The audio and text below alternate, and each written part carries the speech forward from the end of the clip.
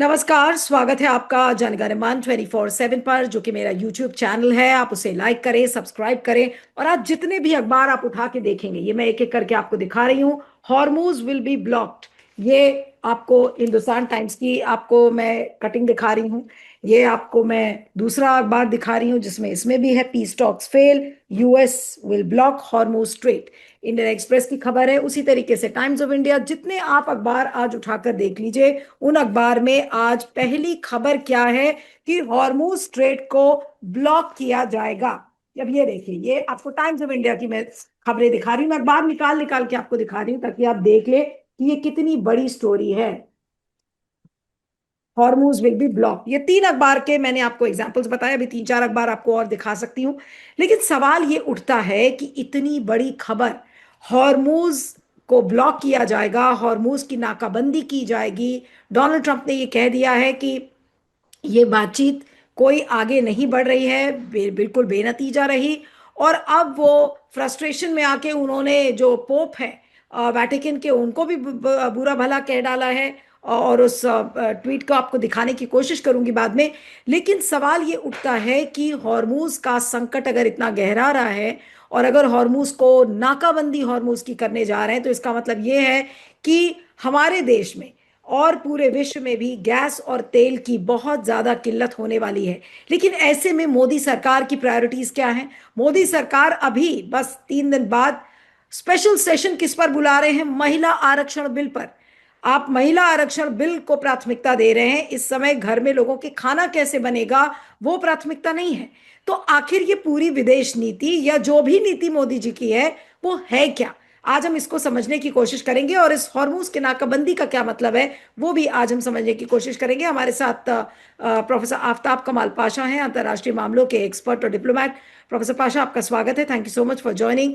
और मेरा पहला सवाल सर यही है कि हॉर्मूज के ब्लॉकेड का, यानी कि हॉर्मूज की नाकाबंदी का मतलब क्या है भारत के लिए? जी। पहले तो मुझे 1 मिनट दीजिए। हॉर्मुस या नाकाबंदी क्या है? ये जो ट्रम्प का अनाउंसमेंट है, ये खुलेआम सीज फायर का उल्लंघन है, जैसा ईरान बता रहा है। और दूसरी बात यह है कि अब अमेरिका जो है, जो भी जहाज वो कहते हैं कि ईरानियन पोर्ट से या ईरानियन मटेरियल लेके आता है, तेल है वो या जो भी हो, उसको रुक के चेक कर सकते हैं। और आइडेंटिफिकेशन के बाद वो डिसाइड करेंगे कि ये आगे इनको भेजना है या रोक रखे रहना है। और सेंटकॉम से अलग घोषणा आई है कि जो नॉन ईरानियन शिप्स हैं, उनको आने जाने दिया जाएगा इस स्ट्रेट ऑफ हॉर्मुज में। तो ये अमेरिका की है, ट्रम्प की पॉलिसी और सेंट्रल कमांड का क्लैरिफिकेशन। तो इसका मतलब है वो ब्लॉक नहीं कर रहे हैं, एक तरीके से सिर्फ ईरान के ऊपर पाबंदी लगाने का वो ऐलान कर रहे हैं। और दूसरे जो 7 देश हैं, जीसीसी प्लस इराक, उनके जहाजों को चाहे तेल हो या कुछ भी हो लेके आने जाने की इजाजत देंगे बोल के वो खुलेआम डिक्लेयर कर रहे हैं कि उनका मतभेद सिर्फ ईरान से है। लेकिन आपको याद दिला दूं, ईरान पहले ही बता चुका है कि अगर हमारा तेल एक्सपोर्ट करने नहीं देंगे देश, तो हम किसी भी देश को यहाँ से एक्सपोर्ट करने नहीं देंगे, चाहे वो इराक हो या सऊदी अरब हो या कोई भी हो। और वो निशाना बनाएंगे सिर्फ जहाजों पे नहीं, और दूसरे ठिकानों पे भी। और उसके साथ साथ दूसरे जहाज भी जो है, जो अमेरिका कहता है कि नॉन ईरानियन है, उनको भी जाने से मेरे ख्याल से रोकेंगे वो। तो अब नाकाबंदी दोनों तरफ से हो रही है। हालांकि ओपनली ईरान ने नहीं कहा है कि वो रोकेंगे शिप्स को, लेकिन इफेक्टिवली यही होगा कि अगर उनका तेल एक्सपोर्ट नहीं होता शिप्स में, तो किसी और शिप्स को भी जाने देंगे। पूरी दुनिया में जो है ये शॉर्टेज होगी ऑयल की, उससे कीमतें बढ़ेंगे। और जो अमेरिका ईरान को स्ट्रैंगुलेट करके जो दूसरे देशों से तेल जो लाना चाहता है, उसका ऑपोजिट होगा। क्योंकि अमेरिका में भी शॉर्टेज होगी, अब पूरे दुनिया में, यूरोप में, जापान, साउथ कोरिया, भारत वगैरह में भी इसका गंभीर असर पड़ेगा। और अब जो दोबारा टॉक्स फेल होने के बाद जो $100 से थोड़ा ज्यादा हुए थे, अब और ज्यादा होने की संभावना है ये तेल की। ये तो कोई भी रोक नहीं सकता ये डेवलपमेंट को जो ट्रम्प ने भी किया है। ये खुलेआम जो है इंटरनेशनल लॉ, नेविगेशन लॉ का उल्लंघन है। तो जहां तक भारत का सवाल है, देखिए हम वहां से कुछ जहाज तेल के और गैस के लाने में सफल रहे हैं, बातचीत के जरिए या जो भी हमने प्रयास किया। लेकिन अब जब ईरान का ऑयल एक्सपोर्ट करने अमेरिका नहीं देगा, तो भारत जो ईरान से खरीदता था उस पे भी अब पाबंदी लग जाएगी। क्योंकि अमेरिका ने छूट दी थी ये ईरानियन ऑयल को $150 मिलियन का, तो उससे हमको फायदा हो रहा था ईरान से खरीदने के लिए। तो अब वो भी तेल नहीं मिलेगा। तो अब पूरे दुनिया वाले जहां से भी तेल मिलता है, तो बड़ी महंगे दाम में लेना पड़ेगा, अगर मिलेगा तो ये बहुत बड़ा मसला हो जाएगा भारत के लिए। गैस तो बंद पड़ी है, कतार के जो कुएं हैं, पाइपलाइंस हैं, वो तहस नहस कर दिए हैं। वो कई महीने लग जाएंगे उसको रिपेयर करके एक्सपोर्ट करने में। तो भारत जो है जो ईरान से किसी भी तरह डील करके जो ला सकता था, वो भी बंद हो गया रास्ता। और हम जो है कतार और यूएई को फॉरेन मिनिस्टर और पेट्रोलियम मिनिस्टर को वहां भेजेंगे जहां जहां से संभावना बहुत कम है तेल और गैस आने की। और यूरोप भी भेज रहे हैं फॉरेन सेक्रेटरी को वहाँ ट्रेड टॉक्स, ट्रेड बढ़ाने के लिए। जो हाँ जहाँ असली मकसद के लिए हमें भेजना चाहिए था ईरान को, उससे हम गुरेज कर रहे हैं। ना भेज रहे हैं, ना बातचीत कर रहे हैं, ना कुछ खास ठोस कदम उठा रहे हैं। तो ये मिसप्लेस्ड पॉलिसी है, जो करेक्ट अप्रोच नहीं है भारत सरकार का। तो पहले ही अमेरिका की दबाव में आके जो ईरान पाइपलाइन से गैस और तेल भेज सकता था या बिजली भी भेज सकता था, उसको हमने रिजेक्ट कर दिया अमेरिका के प्रेशर में आके। हम्म। वरना हमारे पास अब कोई किल्लत तेल या गैस की नहीं होती थी अगर पाकिस्तान के जरिए तेल और गैस आता भारत को। तो भारत और ईरान के बीच रिश्ते बहुत मजबूत होते थे। और पाकिस्तान के साथ भी जो है पीसफुल को एग्जिस्टेंस के नाम पे, क्योंकि ट्रांजिट उनके बलूचिस्तान से, सिंध से आना था, पाशा सर, ये वो भी हो खबरें सकता आ था। रही हैं कि इस ब्लॉकेड के बीच में यूएस इंटेलिजेंस इंडिकेट कर रहा है कि China is preparing weapons and shipment to Iran. ये सीएनएन की रिपोर्ट कह रही है। क्या ऐसी कोई तैयारी आपको लग रही है क्या कि चाइना इस समय बड़ी तैयारी में है हथियारों के साथ? ये यूएस की इंटेलिजेंस कह रही है। जी, ईरान को पहले से ही चीन कोई ना कोई हथियार या गोला बारूद या जो फ्यूल चाहिए रॉकेट्स को या मिसाइल्स को भेज रहा है। लेकिन अब जो सीआईए की रिपोर्ट है, वो उससे पता चलता है कि मिसाइल्स और दूसरे असला भी भेजने की तैयारी कर रहे हैं। क्योंकि ईरान जो है बहुत क्रूशल है। 90% ईरान का तेल चाइना को जाता है। अब वेनेजुएला का भी तेल बंद हो गया है और ईरान का भी बंद हो गया, तो बहुत बुरा असर पड़ेगा ईरान पे। ये पूरी स्ट्रैटेजी ईरान को तबाह करने की और उनके तेल को कब्जा करने की पॉलिसी जो है चाइना के खिलाफ है। चाइना को स्ट्रैंगुलेट करना चाहते हैं, चाइना को डिप्राइव करना चाहते हैं ईरानियन ऑयल से। तो ये पॉलिसी अपना डिफेंड करने के लिए वो हर मुमकिन कोशिश करेंगे। हालांकि अमेरिका ने धमकी दी है कि अगर हथियार देते हैं तो 50% टैरिफ लगाएंगे। तो चीन जो है इससे डरने वाला नहीं है, क्योंकि पहले 1 साल पहले उन्होंने 300% टैरिफ डालने की धमकी दी थी, उससे कुछ नहीं हुआ। अमेरिका पीछे हटना पड़ा। तो ये तो चीन जो ट्रम्प है का जो झुकने ताज़ा वाला नहीं ट्वीट है। है पाशा सर, जिसमें कि वो पोप को भी उल्टी सीधी बातें कह रहे हैं कि आप वेटिकन में आज इसलिए बैठे हैं क्योंकि आप अमेरिकन हैं, और आप किस तरह से आप ईरान की तरफदारी कर रहे हैं। मतलब वो एक तरीके से पोप को भी आज बुरा भला कहने की कोशिश कर रहे हैं, पोप को गलत साबित करने की कोशिश कर रहे हैं। आखिर ट्रम्प को हुआ क्या है? इस Trump out of his mind? क्या बोला जाए? मतलब जिस तरीके से वो रिस्पॉन्स दे रहे हैं इस पूरे युद्ध का, और अब सीज फायर के बीच में अब वो क्या हॉर्मूज पे बमबारी करेंगे? उन्होंने ये कहा कि जो भी शिप्स अगर आई जाएंगी ईरान से, और तो उसको हम ब्लॉक कर देंगे। ब्लॉक करने का क्या मतलब है? कि क्या अगर जरूरत पड़ेगी तो क्या वो बमबारी भी करेंगे? देखिए, वो पहले तो बिजनेसमैन है, डील मेकर है, और अ, अभी तक उनके हाथ में कोई अच्छा डील नहीं मिला है, चाहे वो यूक्रेन का हो या ग्रीनलैंड का हो या चीन का हो, टैरिफ पे हो।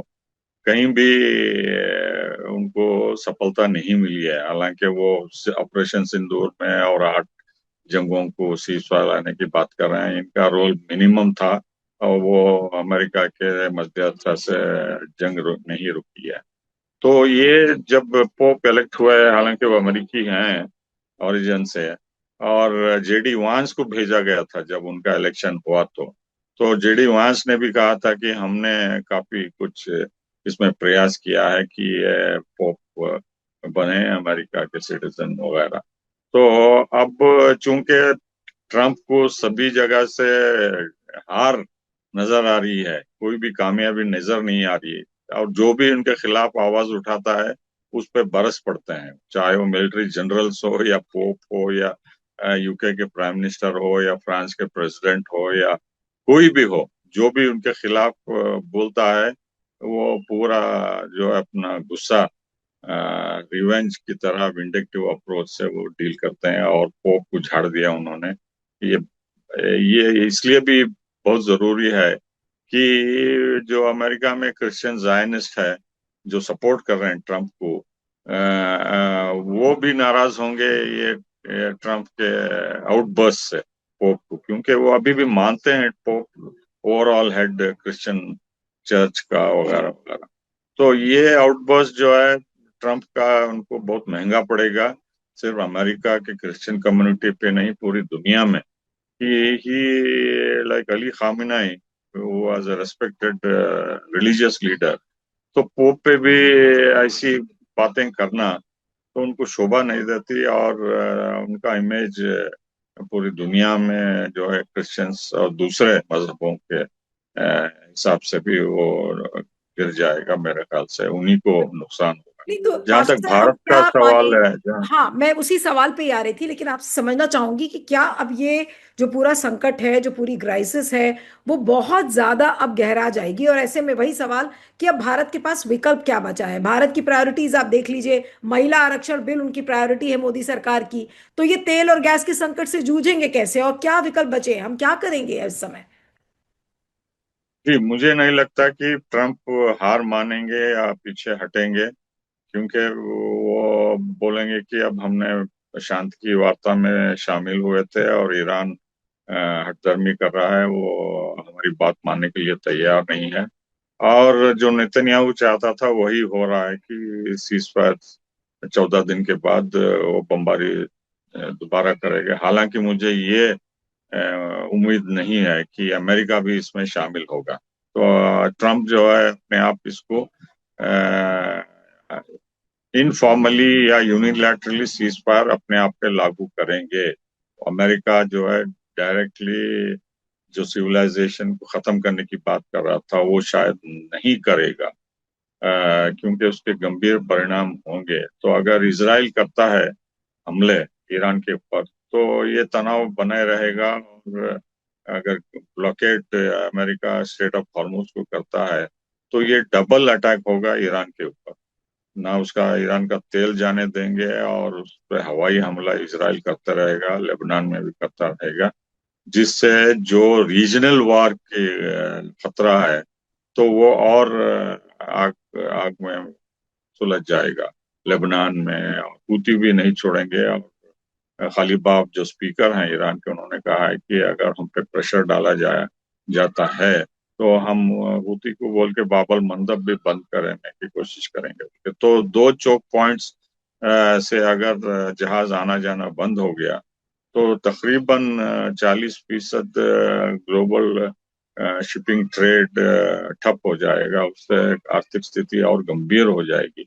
तेल गैस के अलावा भी कोई भी सप्लाई चेन जो है अब बिखर जाएगा। उससे बहुत तकलीफ होगी। हम्म। तो इस लिहाज से अब भारत को जो है प्रयास करना चाहिए अपनी दिफा के लिए, अपने गैस और तेल और एनर्जी सिक्योरिटी के लिए, कि ये दोनों से बात करे, ईरान से भी बात करे और इसराइल से भी बात करे। क्योंकि अब अमेरिका पीछे हटने वाला है। तो मोदी साहब अपनी दोस्ती का लिहाज रखते हुए इन्फ्लुएंस यूज करके जो है इसराइल को मनाना होगा कि आप ये जो कदम उठा रहे हैं ये गलत है और हमको काफी गंभीर इससे असर होगा। और आप सीज फायर को रेस्पेक्ट करिए बोल के कम से कम ये कर सकते हैं। और ईरान को भी जो कुछ भी गलती हुई उसको नजरअंदाज करते हुए ईरान को अप्रोच करके सीज फायर को जारी रख के ब्लॉकेड को और अमेरिका से भी आग्रह करके कर सकते हैं। लेकिन क्या ये करने के लिए तैयार हैं? ये तो महिला आरक्षण के इसमें स्पेशल सेशन बना रहे हैं। देखिए ये मिसगाइडेड स्टेप है। जो करना चाहिए वो नहीं कर रहे हैं, डाइग्रेशन कर रहे हैं। अब उनको पता है कि गैस का संकट जो है गंभीर होगा और गैस अगर नहीं मिली तो औरतें जो है पूरे भारत में सड़कों पे आ सकती हैं। तो उनको न्यूट्रलाइज करने के लिए या कुछ चॉकलेट देने के लिए लॉलीपॉप जो है ये आरक्षण की बात कर रहे हैं। इससे लोग मजाक उड़ाएंगे, महिला खुद मजाक उड़ाएंगे कि हमको आरक्षण से गैस नहीं मिलेगी, हमको गैस चाहिए, केरोसिन चाहिए देहात में। उसके लिए ये गवर्नमेंट अभी कुछ खास ठोस कदम उठाने रही है। तो इससे देखिए इसके अलावा वो बिम्स्टेक से मिलिट्री एक्सरसाइजेस कर रहे हैं, सी ड्रिल्स कर रहे हैं। और हरदीप पुरी को वहाँ कतार भेजे हैं जहाँ से उम्मीद नहीं है कि कई महीने तक गैस वहां से आ सकती है। और विदेश मंत्री यूएई गए हैं, उनके पाइपलाइन पूरे तहस नहस हुए हैं। और आगे जंग चढ़ेगी तो वो और भी खतरे में रहेगा। हम्म। और फॉरेन सेक्रेटरी को यूरोप भेज रहे हैं। क्या यूरोप हमको तेल और गैस देगा? कुछ नहीं देगा। वो खुद भीख मांग रहे हैं पूरी दुनिया से। और उनके गैस 100% से ज्यादा कीमतें बढ़ गए हैं। और इन्फ्लेशन इतना बढ़ गया है कि वहाँ लोग सड़कों पे आ जाएंगे अगर तेल और गैस और इन्फ्लेशन बढ़ेगा। तो इस लिहाज से जो है हमारी फॉरेन पॉलिसी जहाँ अप्लाई करना है माइंड, जहाँ पॉलिसी डिसीजंस लेना है, जिनसे बात करना है, वो हम इजराइल और अमेरिका के दबाव में आके नहीं कर रहे हैं। ये गलत पॉलिसी है। और आने वाले दिनों में अगर जंग छिड़ती है, इजराइल हमला करता है ईरान के ऊपर और अमेरिका ब्लॉकेड जारी रखता है, तो तेल की कीमतें से हमको बहुत बुरा असर होगा। और गैस नहीं मिलने के कारण अ, जो जो कुछ भी अब चल रहा है निजाम, रेस्टोरेंट्स वगैरह वगैरह, उसको काफी गंभीर असर होगा बिल्कुल। और तेल की कीमतें बढ़ ये जाएंगी। लोग आज यही और सवाल ही कर रहे हैं प्रोफेसर पाशा। सबसे बड़ा खतरा ये सबसे बड़ा खतरा ये होगा कि अगर जंग छिड़ जाती है और ईरान जवाबी हमला करता है कि हम किसी के तेल को भी आने जाने नहीं देंगे, तो कोलाटरल डैमेज होगा पावर स्टेशंस पे, डिसैलिनेशन प्लांट्स पे, जो कुछ भी बचा है ऑयल और गैस का इंफ्रास्ट्रक्चर, उसको भी तहस नहस करके कई महीनों तक जो है खाड़ी का तेल या गैस पूरी दुनिया को नहीं मिलेगा। ये अमेरिका और इसराइल मिलके कर रहे हैं ईरान को प्रोवोक करके। तो अब लेकिन भारत आपको लग को रहा है जो है कि क्या प्रयास करना मोदी होगा। सरकार का प्रोफेसर पाशा कोई प्लान बी है भी? अभी तो कोई प्लान ही नजर नहीं आ रहा है कि भाई हम इस पूरे क्राइसिस से हम कैसे जूझेंगे, तेल की गैस की किल्लत के बीच में सरकार करेगी क्या? अगर आज अभी तो पिछले दिनों हम लोगों ने देखा था कि लंबी लंबी लाइनें लगी हुई थी सरकार के पास। अब क्या प्लान होगा अगर हॉर्मूज बंद हो जाता है और ये डेडलॉक एक लंबे समय तक चलता है? जी, जो उनके पास है वो कर रहे हैं। गोदी मीडिया को यूज करेंगे कि गुमराह करने के लिए। ये पार्लियामेंट का स्पेशल सेशन ये संकट पे डिस्कस करने के बजाय वो महिला आरक्षण को करके ऐसा डाइग्रेशन करते रहेंगे, अब बोलते रहेंगे कि सब ठीक ठाक चला रहा है, कोई आप भी किल्लत नहीं मानते है हैं क्या। प्रोफेसर पाशा, आप भी मान रहे हैं इस बात को कि मोदी सरकार के पास ये जो वेस्ट एशिया क्राइसिस है और उससे जो उत्पन्न हुआ क्राइसिस तेल और गैस का है, उसका जवाब मोदी सरकार के पास नहीं है और इस वजह से महिला आरक्षण बिल का स्पेशल सत्र बुलाया है मोदी जी ने? ये इससे साफ जाहिर होता है। देखिए, इतना बड़ा संकट मंडला रहा है तेल और गैस का, और यहाँ जंग जो हो रही है खाड़ी में, जिससे हमारे इंटरेस्ट काफी प्रभावित हो सकते हैं। उस पे डिस्कशन होना चाहिए, उस पे कंसेंसस होना चाहिए कि हमें क्या करना चाहिए। ऑल पार्टी डेलीगेशन ईरान को भेजना है, या इसराइल को भेजना है, या अमेरिका को भेजना है, बोल के उसमें वो बहस होना चाहिए था। What are the alternative, government के पास क्या है, अपोजिशन क्या टेबल पे रखती है, बोल के। ये छोड़ के जो है महिला आरक्षण जो कि कई सदियों से पड़ा है बिल, अब वो ला रहे हैं डाइग्रेशन करने के लिए। तो ये ऑल्टरनेटिव प्लान भी है ही नहीं है, सोचने के लिए तैयार ही नहीं है।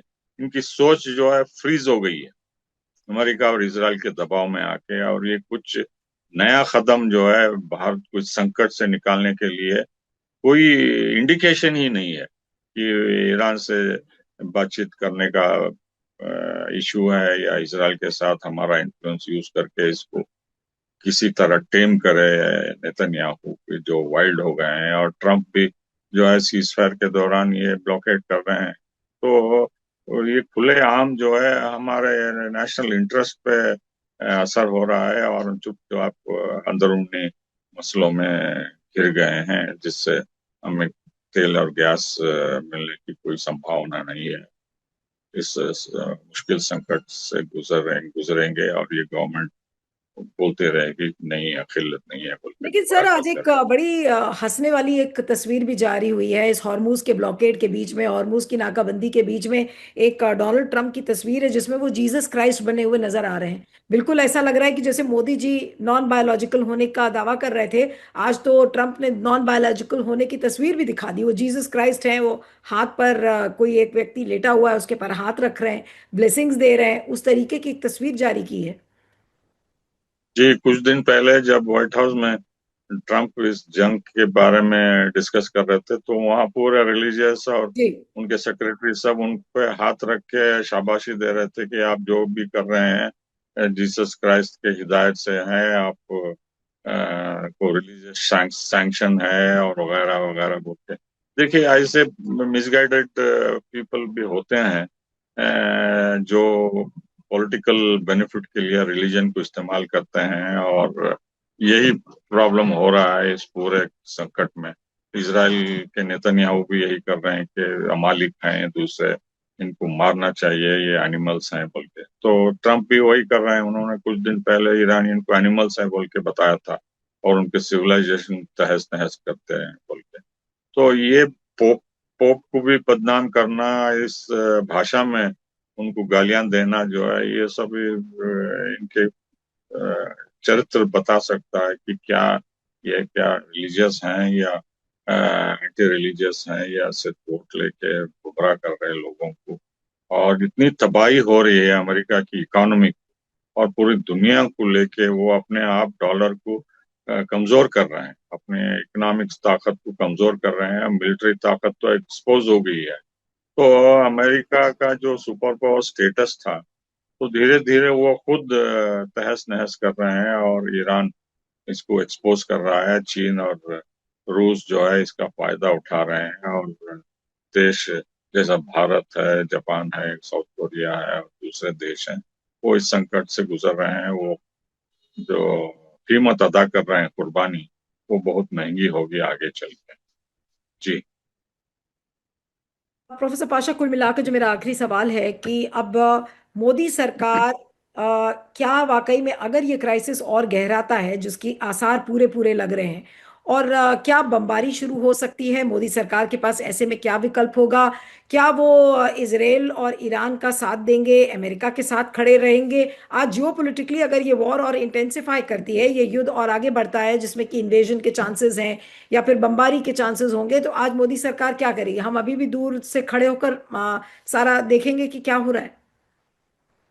हाँ, यही अपनाएंगे, क्योंकि ये उम्मीद में है कि इसराइल अब बमबारी करके खत्म कर देगा इस रजीम को। वहाँ रजीम चेंज हो जाएगी, और ये अमेरिका भी नाकाबंदी करके उनके पूरे गले की बागडोर टाइट करेगी, और ये रजीम किसी भी हालत में सरवाइव नहीं होगी, बल्कि ये उम्मीद में है, क्योंकि इनका भरोसा सिर्फ अमेरिका और इसराइल पे है।